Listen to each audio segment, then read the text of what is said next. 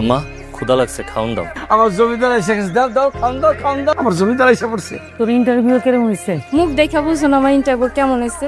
শোন, তোর একটা কথা কই, এসব ইন্টারভিউ দিয়া কোনো লাভ নাই। আমগুলোকে খেতে খাবারে কাজ কর, সংসারটার উন্নতি হইবে, ভালো হইব, বুঝছস? তা করবো কেন? বাবু সেজে ঘুরে বেড়াইবো। তোর যে এত কষ্ট করে লেখাপড়া শিখাইলাম, কি লাভ হইলো আমার? আশেপাশে সব পোলাপানের চাকরি হয়ে গেছে, আর তোর চাকরি হয় না কেন? তোরা বাপের কান্দে বসে কতজন খাবি? আর খাইতে দাও, পেট ভরে দাও, গিলুক। মা তুমি খাবার খাওন দিবা? আমি কি তোর বাপের চাকর? নিজে লইয়া খাইতে পারস না?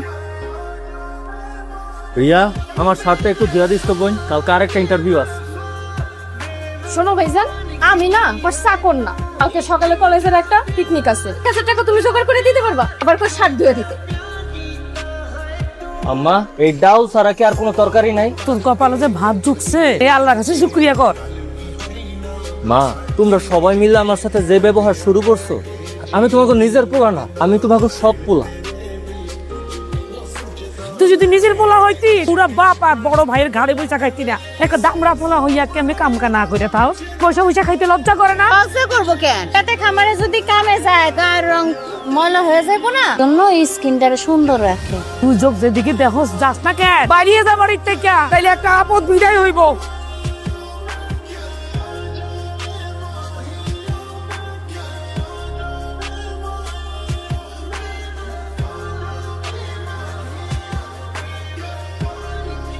কি ব্যাপার, মন খারাপ করে বইয়া রইছো কেন? বুঝতে পারছি ইন্টারভিউটা ভালো হয়নি, তাই না? এতে মন খারাপ করার কি আছে? কিছু হয় নাই, কাল হইব। আমার মনে হয় না সেই কাইটার কোনোদিন আই। তো 3টা বছর ধরে কত জায়গায় ইন্টারভিউ দিয়ে গেলাম, কোনো জায়গায় চাকরি হইল। আর এই লোকজন তো এখন আমার সহ্যই করতে পারে। জানো আম্মা আজকে কি কইছে? নাকি আপদ আমি বাড়ির থেকে যদি বিদায় হয়ে যাই, তাহলে তারা বাস। সাসি এসব রাগের মাথায় কইছে। তুমি কিন্তু হাল ছাইরো না, আর কেউ থাকুক না থাকুক, আমি কিন্তু তোমার পাশেই আছি। আমার বিশ্বাস একদিন তোমার ভালো একটা চাকরি হইব। তাই না? বারাংশু আবার টাবার কি, ইন্টারভিউ দিতে গেলে একটু ফিট হাট হয়ে যাইতে হয়। কি আনছো আজকা? তুমি খুইলা দেখো। কিন্তু একটা কথা কত জান না, এমনি কইরা আর কয়দিন? যতদিন না তোমার একটা ভালো চাকরি হয়, তা একবার যদি ভালো একটা চাকরি হয়ে যায়, সুদে আসলে কিন্তু সব ফেরত নিবে। আমার মনে হয় না তুমি সুদে আসলে আর ফেরত নিতে পারবা। আমি যা বুঝলাম, আমার চাচা ছাড়া চাকরি পাওয়াটা অসম্ভব। আমার মনে হইতেছে কি শেষমেশ আব্বা আর ভাইয়ের লগে আমার ওই ক্ষেত খামারে কাজই করানো লাগবে। এত কিছু না ভাইবা, কালকের ইন্টারভিউ নিয়ে ভাবো। তোমার ভাই যে প্রেম করে সেটা কি জানো? কি কইলা তুমি? জি, মাইয়াটার নাম জান্নাত। সেই মাইয়া আবার তোমার ভাইরে প্যান্ট শার্টও গিফট করে। মাইয়া যখন দেখবো কোনোভাবেই তোমার ভাইয়ের কোনো চাকরি হইতেছেই না, তখন এই মাইয়াই বুদ্ধি দিব যে যাও বাপের সম্পত্তি বুঝা নাও। এই একটা কথা কত, মেয়েটার কি হুশ জ্ঞান বলে কিছু নাই? তোমার এই বাদাই মেয়ে বেকার পোলারে কেমনি ভালোবাসলো সে? মায়ের এলাকা যদি আরেকটু বিয়ে হয়ে যায় তাহলে কেমন হবে? কি লোক! আর বাপের তো বিয়া দেওয়ার লাগে নাচতেছে, দাই দাই করে নাচতেছে। তোমার পোলার কি আছে? চাকরি নাই বাকরি নাই, কোনো কাজ কাম করে না, আর বাপে বিয়া দিব।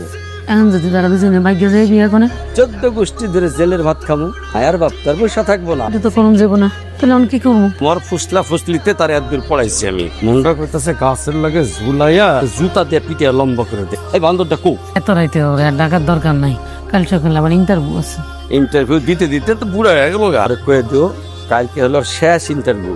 এত বড় জোয়ান ফোলা ঘুরে বেড়িয়ে খাইবো।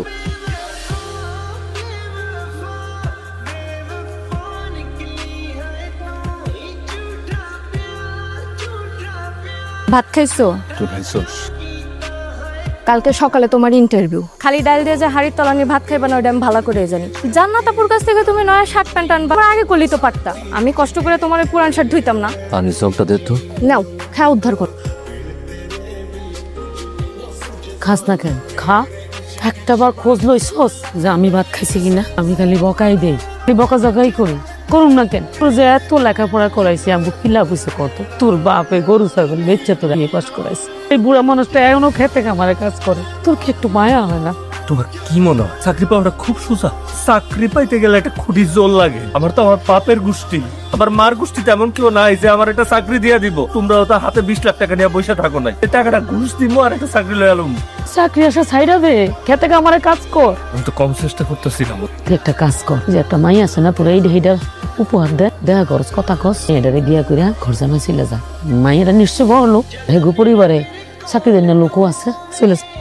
যদি দরকার পড়ে তাইলে আমি ওইটাই করুক। তোমরা আমার লোকে যা করতেছো না, তুমি ওই জ্বালা যন্ত্রণা সইতে না পাইরা পুরো একদিন আমি সুসাইড করে মরে গেছি।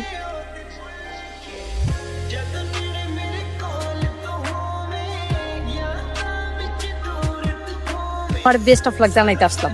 আর বেস্ট অফ লাক। এরকম মুড অফ করে গেলে কি হইব কও? মুড হইতে হইব সাঙ্গা সাঙ্গা। মানে কিন্তু নতুন শার্ট প্যান্টে মাশাআল্লাহ সুন্দরই লাগতেছে। আমার মনে হইতেছে এই ইন্টারভিউটা তোমার ভালো হইব। এটা রাখ। আমার না সবসময় তোমার কাছ থেকে টাকা নিতে খুব অস্বস্তি লাগে। খারাপ লাগানোর কিছু নাই, একবার চাকরিটা হয়ে গেলে শুধু আসলে সব আমি ফেরত নিব। আমার একটা কথা কত, একটা মানুষ এত ভালো কেমনে হয়? তাহলে এইসব কথা বাদ দিয়া ইন্টারভিউ দিতে যাও। যাও। আব্বা, মা, ভাইজান, কি হয়েছে সিলেটেছিস কেন? হ্যালো সুপার অ্যাসিস্ট্যান্ট, কথা ক, কি হয়েছে? সমস্যাটা কি? আমার চাকরি হয়েছে। হ্যাঁ, আলহামদুলিল্লাহ। তো কইতাছিস ভাই? হ ভাইজান, সত্যিই কইতাছি। ভাইজান বেতন কত? 50,000 টাকা। আম্মা, আপনার এই কাক ডাকার ঘটনা তাহলে সত্য হইলো? কইছিলাম না, তখন তো বিশ্বাস করছিলে না। বাজান তুই ভয়, আমরা একটু বাজারে যাই। বাজারে যাই একটা বড় দেখে রুই মাছ লিয়ে। আমাদের আরিফ তো গরু মাংস পছন্দ করে, গরু মাংস কিনতে হইব না? বাবলাম চলো তো, চলো চলো চলো চলো। চাকরিটা যে পাইছি তুমি খুশি হয়েছো? খুব খুশি হয়েছি, খুব খুশি হয়েছি। গত 3টা বছর ধরে তুমি চাকরির জন্য কত চেষ্টা করতেছো। আব্বা ভাইজান দুজন মিলে বাজারে গেছে, রুই মাছ আর গরু মাংস কিনে আনবে। ভাবি কোনোদিন আমার এক গ্লাস পানি ঢেলে খাওয়ায় নাই, তাহলে তার কলিজাটা আমার রাইন্দা খাওয়ায়। এটাই নিয়ম, এমনই হয়। পুরুষের পরিচয় আসলে টাকায়। আমার কি তোমার এমন মনে হয়? তুমি জান্নাত যদি আমার জীবনে না থাকতা, তাহলে আমার জীবনে কতগুলো ইন্টারভিউ আমি দিতে পারতাম। আমার ইন্টারভিউর আগে সব সময় আমার পকেটে টাকা গুছা দিচ্ছ, তুমি জামা কাপড় কিনা দিচ্ছ। আমি গরিব বেকার, এটা চাই নাও আমারে ভালোবাসছো। আমি তো তোমার কখনো কিছু দিতে পারি নাই, কোনোদিন কিছু চাও নাই। তুমি সবার থেকে আলাদা। আমি অনেক ভাগ্যবান তোমার মতো কাউরে আমার জীবনে পাইছি। তুমি যদি আমার জীবনে আমার বউ হয়ে আসো, আমার থেকে ভাগ্যবান আর কেউ হইব না।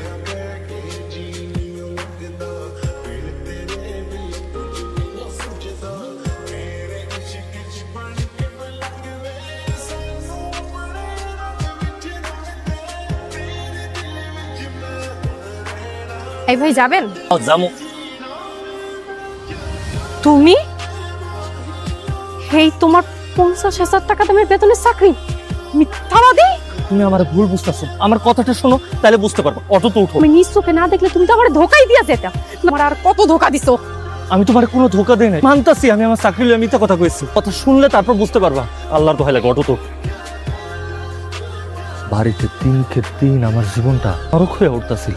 আপন মা বাবা ভাই বোন তা এমন আচরণ করতেছিল, পয়সা থাকার একটা ইচ্ছা সেটাও নষ্ট হয়ে গেছিল। এই দুনিয়াতে সংসারে পুরুষ মানুষের মূল্যায়ন হয় তার টাকার উপর। নিজের বাড়িতে নিজের একটা থাকার জায়গা ছিল না, আপন মা বাবা আমার ভালোবাসতো না, আর তাই তোমার কাছে সত্যটা লুকিয়ে রাখছি। কিন্তু আমি তো সব সময় তোমার পাশে আসছিলাম। তুমি আমার কাছে মিথ্যা কথা কইলা কেন? আমার কাছে মিথ্যা কথা কওয়াটা তোমার একদমই উচিত হয়নি। আমি তো যে কোনো পরিস্থিতিতেই তোমার পাশে আসছিলাম। আমি জানি সব পরিস্থিতিতে আমার সাথে আসিলা। চাকরিটা যেহেতু হয়ে গেছে, কদিন পর পিয়ারাও করে ফেলাম। দেখা যাবে না। আমি আসি তাইলে। হ্যাঁ,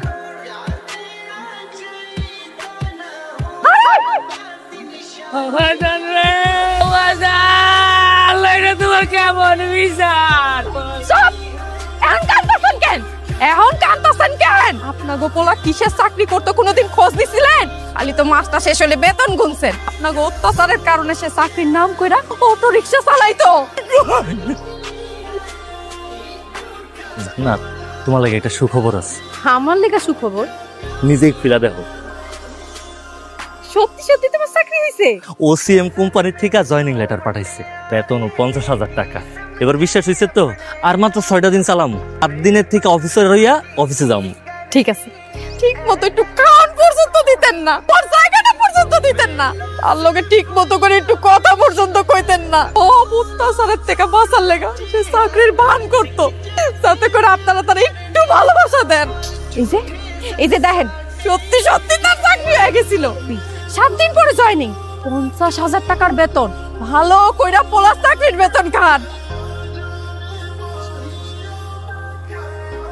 আপনারা সবাই মিলে আরিফরে খুন করছেন।